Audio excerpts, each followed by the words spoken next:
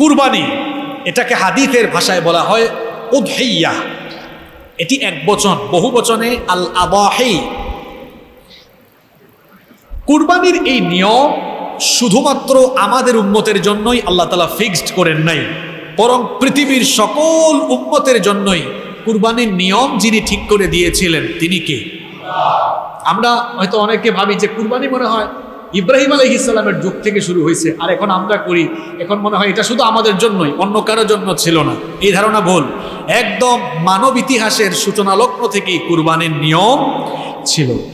রব্বুল আলামিন কোরআনুল কারীমের 22 নম্বর সূরা সূরাতুল হজ্জ 34 নম্বর আয়াতে বলেছেন, ওয়ালিকুল্লি উম্মাতিন জাআলনা মানসাকাল লিয়াযকুরুসমাল্লাহি আলা মা রাযাকাহুম মিন বাহিমাতিল আনআম।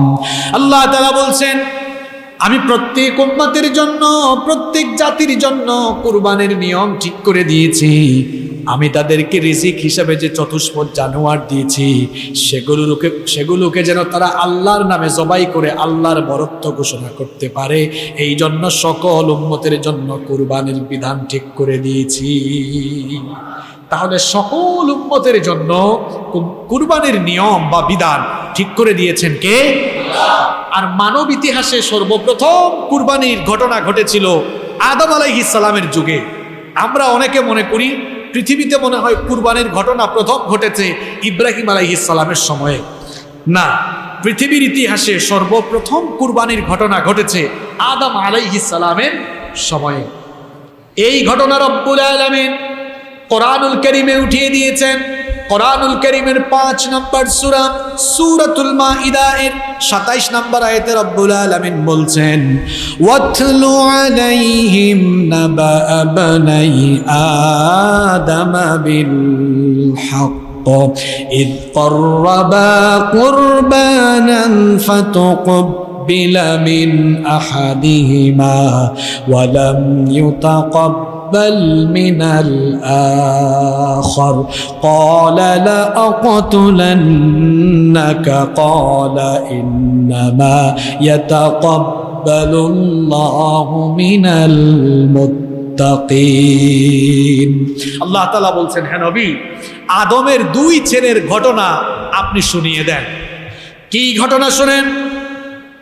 এই পৃথিবীর প্রথম মানুষ এবং প্রথম নবী, আমাদের সকলের বাবা সাইয়েদিনা আদম আলাইহিস সালামের স্ত্রী, আমাদের মা সাইয়েদাতুনা হাওয়া আলাইহিস সালামের গর্ভে একসাথে 2 সন্তান জন্ম নিত, একটি ছেলে আর আরেকটি মেয়ে।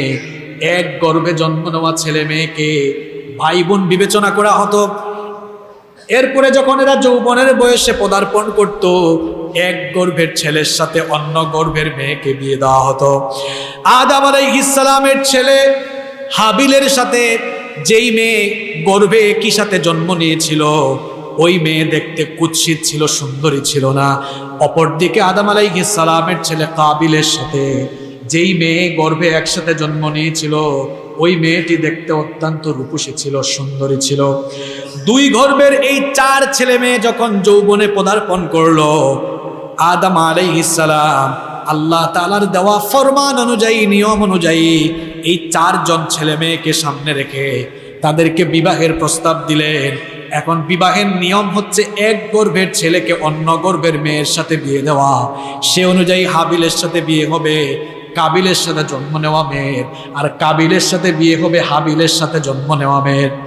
এবার যখন এই প্রস্তাব দেওয়া হলো, কাবিল তখন এই প্রস্তাবকে রিজেক্ট করলো, প্রত্যাখ্যান করে তার বাবা আদম আলাইহিস সালামকে বলল, ও আমার বাবা, আমার মনে হয় আপনি আমার চেয়ে আমার ভাই হাবিলকে বেশি ভালোবাসেন, এই জন্য যে মেয়েটা দেখতে বেশি সুন্দরী তার সাথে আমার ভাই হাবিলের বিয়ে আপনি দিতে চাচ্ছেন। অথচ সে আমার সাথে গর্ভে একসাথে ছিল, ওই মেয়ের সাথে আমার বিয়ে হওয়াটাই সবচাইতে যথোপযুক্ত। আপনার এই প্রস্তাব আমি মানি না, এই প্রস্তাবকে আমি প্রত্যাখ্যান করলাম, বরং ওই মেয়ের সাথে আপনি আমার বিয়ের ব্যবস্থা করেন। আদম আলাইহিস সালাম যে বিয়ের প্রস্তাব দুই গর্ভের ছেলে মেয়েদের সামনে দিলেন। এটা কি আদম আলাইহিস সালামের দেওয়া প্রস্তাব নাকি আল্লাহর প্রস্তাব?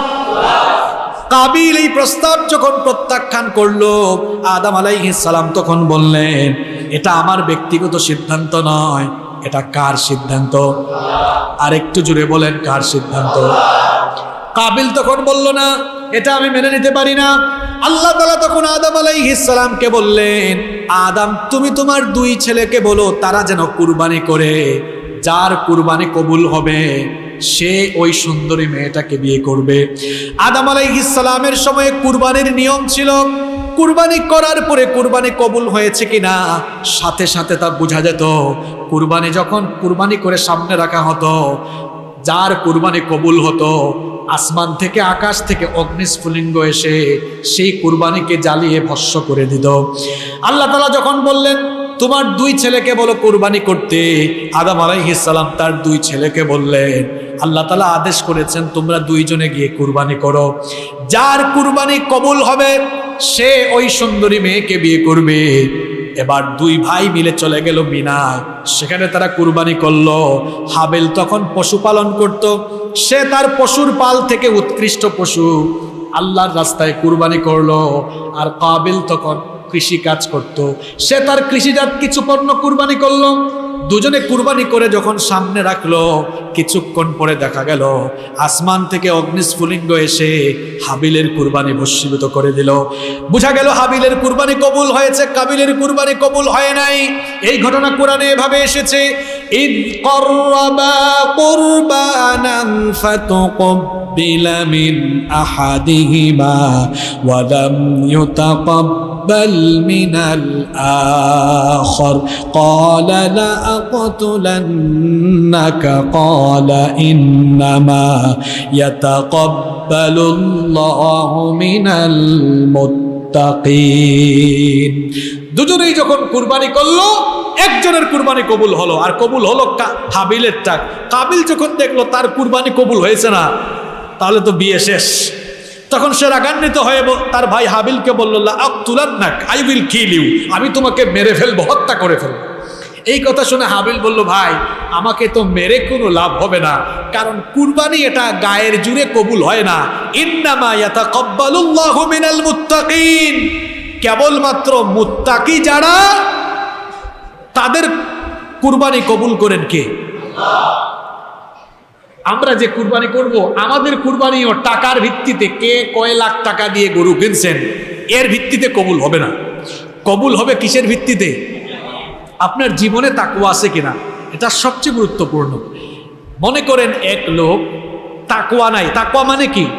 এক কথা আমি যদি খুব সহজ বাংলায় বলি, একদম সোজা বাংলায়, আল্লাহকে ভয় করে সকল হারাম থেকে জীবন পরিচালনা, সকল হারাম থেকে নিজেকে বাঁচিয়ে আল্লাহর রাস্তায় জীবন পরিচালনার নাম হচ্ছে তাকওয়া।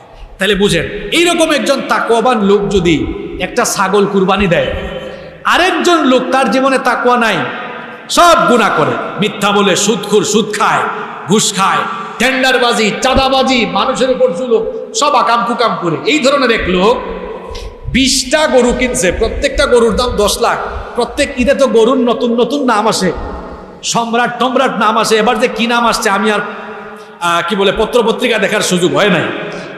কি আসছে? ব্রিজের নামে। আরে বাপরে বাপ, আমরা তো এমন এক জাতি হিসাবে আমাদের আরো সভ্য হওয়া দরকার।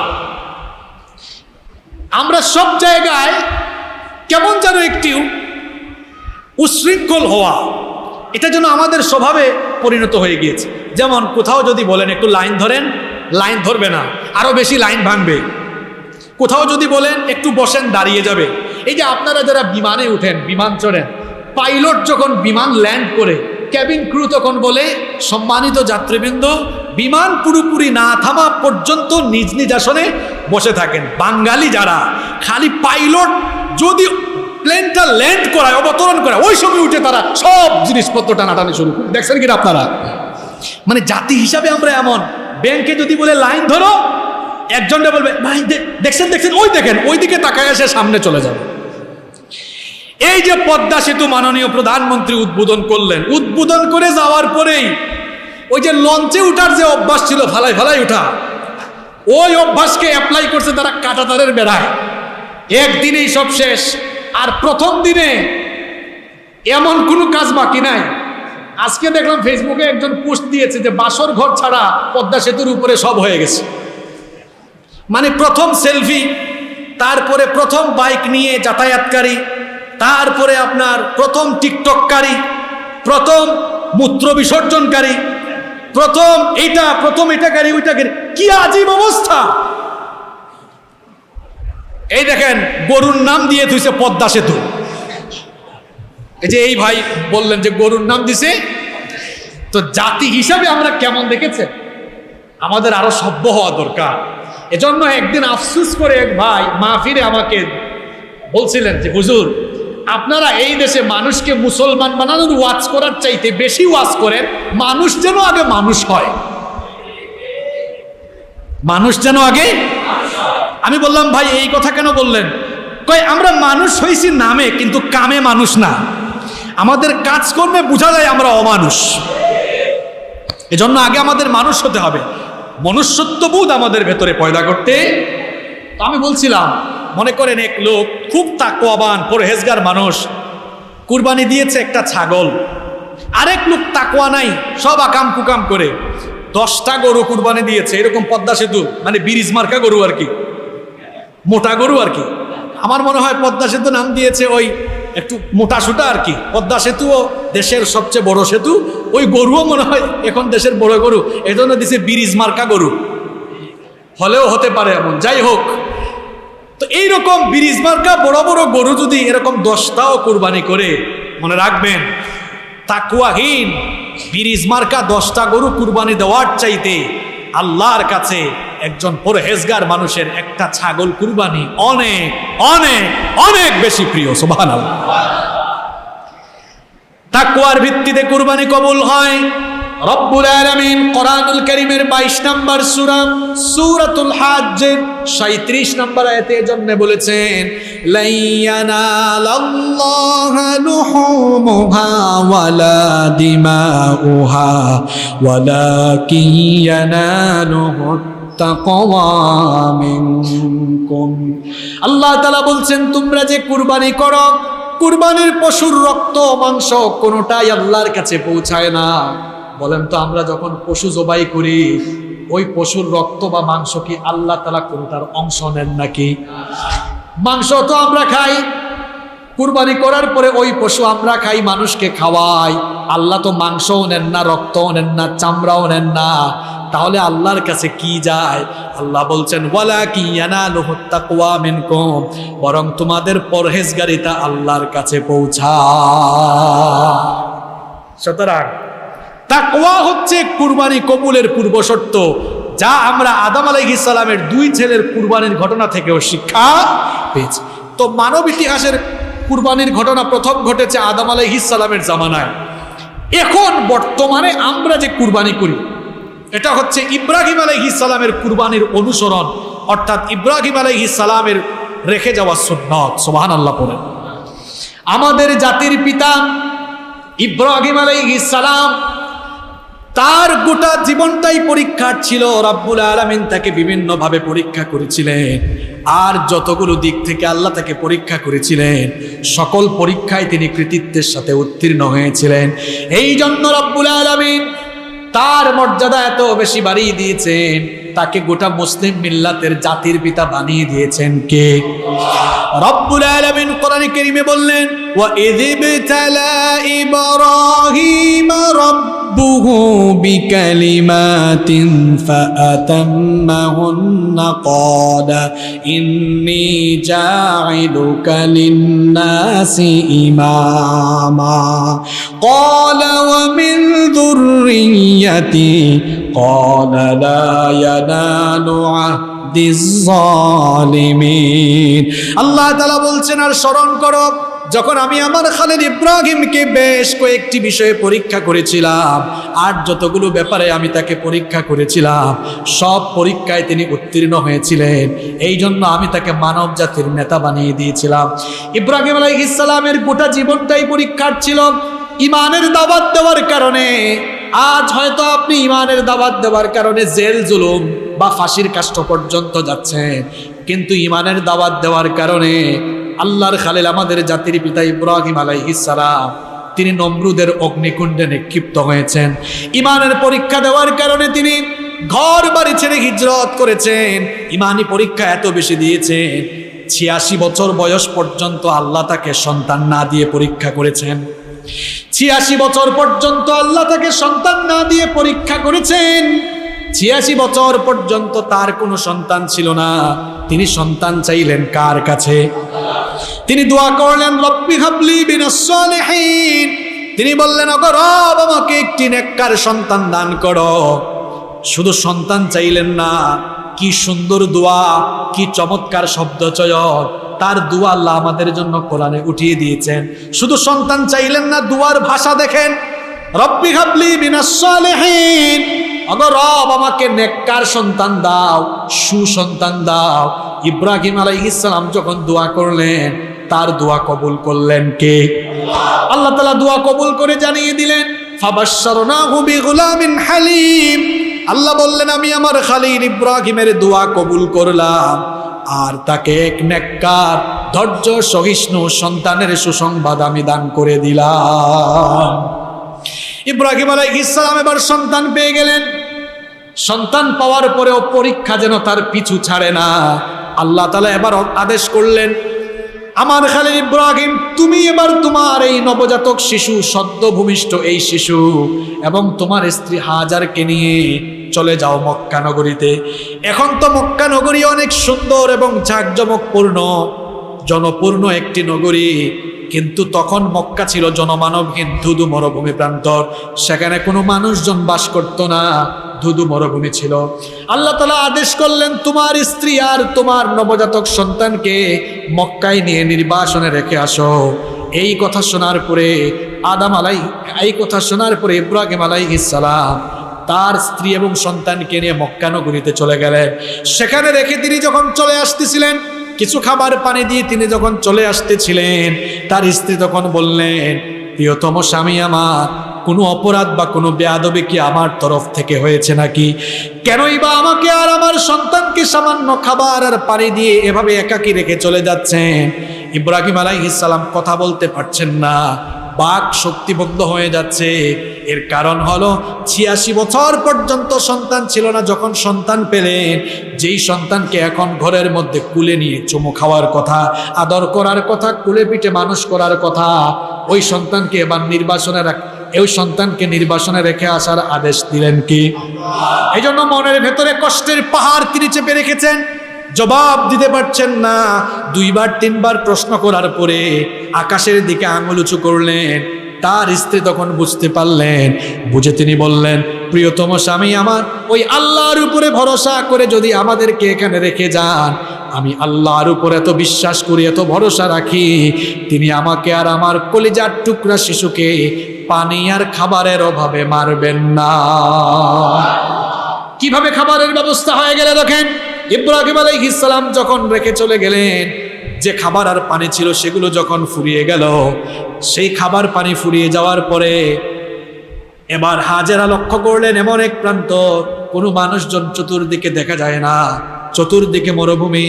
এবার তিনি পানি আনার জন্য, তার পাশেই ছিল সাফা পাহাড়, সাফা পাহাড়ে আরোহণ করলেন। সাফা পাহাড়ে উঠে কোনো মানুষজন দেখলেন না, কোনো পানির কুয়াও পেলেন না। হতাশ হয়ে সাফা পাহাড় থেকে নেমে গেলেন। এরপরে গিয়ে মারওয়া পাহাড়ে উঠলেন। মারওয়া পাহাড়ে ওঠার পরেও কোনো মানুষ পেলেন না, সেখানে তিনি কোনো পানির কুয়া পেলেন না। হতাশ হয়ে আবারও নেমে গেলেন, পুনরায় সাফায় উঠলেন, আবার নেমে মারওয়ায় উঠলেন। এইভাবে করে একবার সাফা আর একবার মারওয়া, মোট তিনি 7 বার 7টা চক্কর দিলেন। 7 বার তিনি দৌড়াদৌড়ি করলেন। আর আল্লাহর কাছে তার এই দৌড়াদৌড়ি এত ভালো লাগলো, কিয়ামত পর্যন্ত যত হাজী সাহেবরা হজ কিংবা উমরা আদায় করতে বাইতুল্লাহ যাবে, বাইতুল্লাহ শরীফ তাওয়াফ করার পরে হাজেরার সেই স্মৃতিকে স্মরণ করে সকল হাজিরা যেন সাফা মারওয়ায় 7 বার চক্কর দেয়, দৌড়াদৌড়ি করে। এজন্য সাই করা আল্লাহ ওয়াজিব করে দিয়েছেন। আল্লাহ কোরআনে বলেছেন, ইন্নাস সাফা ওয়াল মারওয়াতা মিন শাআইরিল্লাহ ফামান হাজ্জাল বাইতা আও ইতামারা ফালা জুনাহা আলাইহি আন طوف بهما ومن تطوع خيرا فإن الله شاكر عليم আল্লাহ তাআলা বলছেন সাফা আর মারওয়া হচ্ছে আমার নিদর্শনের অন্তর্ভুক্ত। তোমাদের মধ্যে যারা হজ করতে যাবে এই সাফা মারওয়ায় তারা যেন সাই করে, এই আদেশটা দিয়েছেন কে? সাফা মারওয়ায় 7 বার দৌড়াদৌড়ি করে হতাশ হয়ে যখন বিবি হাজারা তার শিশু ইসমাইলের কাছে ফিরে আসলেন, এসে লক্ষ্য করলেন আল্লাহর আদেশে আল্লাহর নির্দেশে সাইয়েদনা জিবরিলের ডানা বা পায়ের আঘাতে মাটি ফেরে এবার মাটির ভেতর থেকে পানি উদ্গত হওয়া শুরু হয়েছে। তিনি তখন জাম জাম মানে থামো থামো বলে চতুর্দিকে বেরিবাদ, বুঝেন তো আপনারা, বেরিবাদ দিয়ে দিলেন। রাইসুল মুফাসসিরিন আব্দুল্লাহ ইবনে আব্বাস রাদিয়াল্লাহু আনহু বলেছেন, বিবি হাজেরা যদি সাথে সাথে বাদ না দিতেন তাহলে জমজম কূপ আর কূপ থাকতো না, এটা হয় নহর হয়ে যেত, অর্থাৎ একটা প্রসবন হয়ে যেত। পানির ব্যবস্থা হয়ে গেল, ধীরে ধীরে খাবারের ব্যবস্থা হয়ে গেল, জনমানবহীন প্রান্তর থেকে জনপূর্ণ প্রান্তর হয়ে গেল। ইসমাইল আলাইহিস সালাম বড় হয়ে গেলেন। ইসমাইল আলাইহিস সালাম যখন বড় হয়ে গেলেন, ইব্রাহিম আলাইহিস সালামকে আল্লাহ স্বপ্নে দেখালেন তিনি তার ছেলেকে কুরবানি করছেন। নবীদের স্বপ্ন আর আমাদের স্বপ্ন কি একরকম নাকি? নবীদের স্বপ্ন আমাদের স্বপ্নের মতো ফালতু স্বপ্ন নয়, বরং নবীদের স্বপ্ন হচ্ছে ওয়াহি। ইব্রাহিম আলাইহিস সালাম যখন স্বপ্নে দেখলেন তিনি তার ছেলেকে জবাই করছেন, ঘুম থেকে উঠেই তিনি এবার সিদ্ধান্ত নিলেন আমার এই স্বপ্নের মাধ্যমে আল্লাহ আমাকে যা জানিয়েছেন এটা আল্লাহর আদেশ। আল্লাহর আদেশ বাস্তবায়নের জন্য তিনি তার ছেলের কাছে গেলেন। তার ছেলের কাছে গিয়ে কিভাবে প্রস্তাব দিলেন, কোরআনুল কারীমে সূরা সাফফাতের মধ্যে আল্লাহ তাআলা এই ঘটনা বর্ণনা করেছেন। প্রস্তাবটা কেমনে দিলেন শুনেন। ফালাম্মা বালাগা মাহুস সা'য়া ক্বালা ইয়া বুনাইয়া ইন্নী আরা ফিল মানামি আন্নী আযবাহুক ফানজুর মাযা তারা। তিনি গিয়ে বললেন, হে আমার কলিজার টুকরা সন্তান, আমি স্বপ্নে দেখেছি আমি তোমাকে জবাই করছি, এখন এ ব্যাপারে তোমার সিদ্ধান্ত কি? এই কথা শুনে ইব্রাহিম ইসমাইল আলাইহিস সালামকে কোনো আপত্তি করেছেন নাকি? তিনি চাইলে তো আপত্তি করতে পারতেন। কোন ধরনের বাপ আপনি? ছোটবেলা রেখে গেলেন, আজকে এসে বলতেছেন আমারে জবাই করে ফেলবেন। এই কথা বললেন না। বাপ যেমন ছেলেও তেমন। তিনি ভালো করেই জানতেন আমার বাবা নবী, আর নবীর স্বপ্ন এটা শুধু স্বপ্ন নয়, এটা আল্লাহর আদেশ, এটা ওয়াহি। এই জন্য তিনিও আনুগত্যের মস্তক অবনত করে জবাব দিলেন, ক্বালা ইয়া আবাতি ফাআল মা তু'মারু সাতাজিদুনি ইনশাআল্লাহু মিনাস সাবিরিন। তিনি বললেন, হে আমার বাবা, আল্লাহ যা আদেশ করেছেন আপনি সে আদেশ পালন করুন। আমাকে আপত্তিকারী বা অজরকারীদের অন্তর্ভুক্ত পাবেন না, বরং তার বিপরীতে আপনি আমাকে সবরকারীদের মধ্যে অন্তর্ভুক্ত পাবেন। জন্য এবার কুরবানির জন্য প্রস্তুতি নিলেন। আনুগত্যের মস্তক অবনত করে ইব্রাহিম আলাইহিস সালাম তিনি তার ছেলেকে যখন উপর করে শুইয়ে দিলেন। আমাদের দেশে অনেক হুজুররা খুব রসকস লাগাইয়া অনেক কিছু বলে, এগুলো আসলে সহি কোনো বর্ণনা না। নবীদের গল্প বলার সময় সাবধানতা দরকার। রসকস লাগাইয়া বললেন না, এটা মানুষকে মজা দেওয়া যাবে, কিন্তু সেনসিটিভ বিষয় এগুলো, যেগুলো সহি সনদে আসে নাই, এগুলো বলে খামাখা সময় নষ্ট করবেন না। এবং এগুলো বলে ওই যে চাকু নিয়ে আসছে আটকে গেছে দড়ি, বা এরপরে চাকু নিয়ে আসছে চাকু চলে না, এইসব বর্ণনা ভাই আমরা আসলে কুরআন হাদিসে পাই নাই। এগুলো ইসরায়েলি রেওয়ায়াত, ইসরায়েলি বর্ণনা। ইসরায়েলি বর্ণনা কুরআন হাদিসে না থাকলে সেটা না বলাই উচিত। ইব্রাহিম আলাইহিস সালাম এবার তার ছেলেকে শুইয়ে দিলেন। কোরআনে ঘটনা এসেছে, ফালাম্মা আসলামা ওয়া তাল্লাহু লিল জাবিন ওয়া নাদাইনাহু আইয়া ইব্রাহিম। দুজনেই যখন আনুগত্যের মস্তক অবনত করে তারা যখন কুরবানির প্রস্তুতি নিলেন, বাপ যখন ছেলেকে শুইয়ে দিলেন, আল্লাহ তাআলা দেখলেন ইব্রাহিম আলাইহিস সালাম তার ছেলেকে কুরবানি করে ফেলবেন। আল্লাহ তাআলা তখন বললেন, হে ইব্রাহিম দাঁড়াও, قد صدق সাদ্দাকাতার রুয়া ইন্না কাযালিকা নাজজিল মুহসিনিন। যে স্বপ্ন দেখেছো তা তো তুমি বাস্তবে রূপায়িত করে ফেলতেছো, সুতরাং তোমার ছেলেকে আর তুমি কুরবানি করা লাগবে না। ইন্না হাদা লাহুয়াল বালাউল মুবিন, এটা তোমার জন্য একটা বড় ধরনের পরীক্ষা ছিল, আর এই পরীক্ষায় তুমি পাশ করে ফেলেছো, প্রমাণ করেছো তুমি তোমার রবের জন্য তোমার ছেলেকেও কুরবানি করতে রাজি। এটা আমি দেখতে চেয়েছিলাম, পরীক্ষায় তুমি পাস, সুতরাং আর তোমার ছেলেকে কুরবানি করা লাগবে না। ওয়াফাদাইনাহু বিযিবহিন নাযীম, বেহেশত থেকে আমি একটা দুম্বা পাঠালাম, তোমার ছেলের পরিবর্তে এই দুম্বাকে কুরবানি করো। শুধু তাই নয়, ওয়া তারাকনা আলাইহি ফিল আখিরিন, তোমার কাজ আমার এত ভালো লাগছে, তোমার পরে কিয়ামত পর্যন্ত তোমার সন্তানরা যেন তোমার পদ্ধতি অনুসরণ করে কুরবানি করে, কিয়ামত পর্যন্ত আমি এই নিয়মকে তোমার বংশধরদের জন্য সুন্নত হিসেবে রেখে দিলাম। সুবহানাল্লাহ, যেটা আমরা এখন করছি। আগামী জুমায় আমরা কুরবানির মাসাইল আর কুরবানির শিক্ষা নিয়ে আলোচনা করবো ইনশাআল্লাহ। শেষ আরেকটি কথা বলি, প্রত্যেক বছর কুরবানি আসলে কিছু সুশীল আমরা দেখি, এরা বলে, যেমন এবছর তারা বলছে, গত বছর এই সুশীলরা বলেছিল কুরবানি না করে এখন তো উচিত কুরবানি দাতাদের এই টাকাগুলো করোনা মহামারীতে অনেকে অসহায় হয়ে গেছে, এদেরকে দিয়ে দিলেই তো হয়, খুব মানবতাবাদী।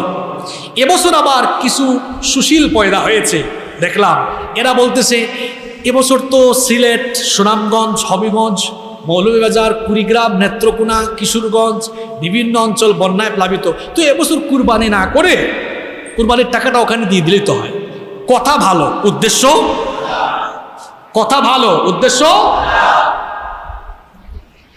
আচ্ছা বলেন তো, শুধু কুরবানির টাইম আসলে কুরবানি দাতারা টাকা ওখানে দিবেন, তো এরা কি কোনোদিন এই কথা বলছে দেশের টাকা যারা বিদেশে পাচার করেছে, ওই পিকে হাওলাদার, তারপর আরো কারা কারা লিস্টে আছে না, এদের বিদেশের টাকাগুলো পাচার করেছে, এগুলো ফেরাইয়া এনে বন্যার্থদেরকে দেওয়া হোক?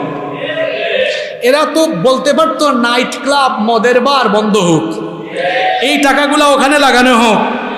এরা বলতে পারতো সব দুর্নীতিবাজদেরকে ধরে এদের দুর্নীতির টাকাগুলো জব্দ করে বন্যার্থদের কল্যাণে লাগানো হোক, বলতে পারতো না? আরে বাপরে বাপ, দেখছেন গরুর প্রতি তাদের এত মায়া, গরুর প্রতি তাদের।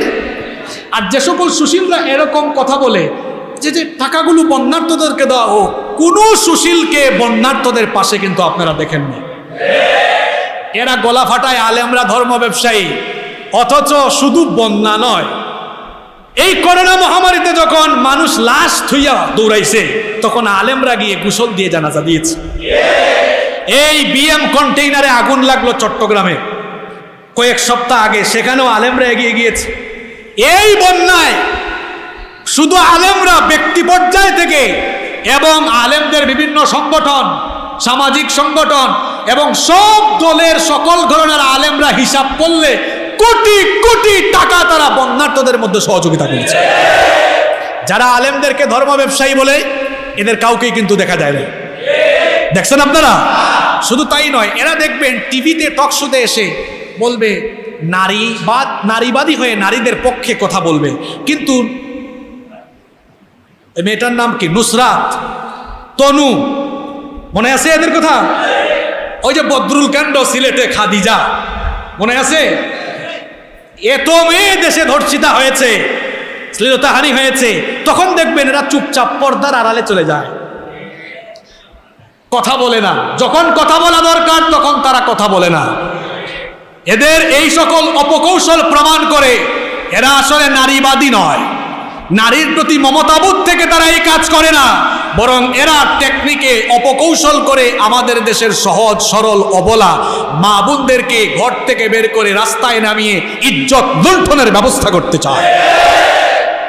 এরা সুশীলগিরি করে। এখন কুরবানির সময় আসছে, আমি জানি না শুরু হয়েছে কিনা, মনে হয় শুরু হয়ে গেছে।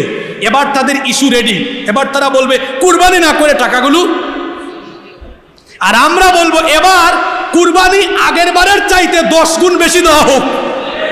কেন বেশি দেওয়া হোক? কারণ এখন মানুষের পেটে খাবার নাই। যাদের একাধিক কুরবানি দেওয়ার সামর্থ্য আছে, আমি বলবো আপনারা ঈদের দিনে একটা কুরবানি বাছাই করবেন, বাকি কুরবানির গরু আগে ভাগে ট্রাক দিয়া ওই নেত্রকোনায় পাঠিয়ে দিয়েন, কিশোরগঞ্জে পাঠাইয়া দিয়েন, ওই সুনামগঞ্জের হাওড়ের অঞ্চলে পাঠিয়ে দিয়েন। ঈদের দিন কুরবানি করে আপনি গাড়ি নিয়ে চলে যাবেন, ওখানে কুরবানি করে ওখানকার মানুষদেরকে গোশত খাওয়াই আসবেন। তাহলে কুরবানি আগে হয়েছে, যা সুশীলদের ইস্যু রেডি, আমাদেরও জবাব আগে থেকে রেডি। আমরাও বলছি যে কুরবানি আগে যদি হয়েছে 1000, এখন হবে 1 লক্ষ। এখন হবে কত? আগের চেয়ে কম না বেশি? যারা বেশি দিব তারা ওই অঞ্চলগুলোতে চলে যাবো ইনশাআল্লাহ। তৌফিক দান করেন। আসসালামু আলাইকুম ওয়া রাহমাতুল্লাহ।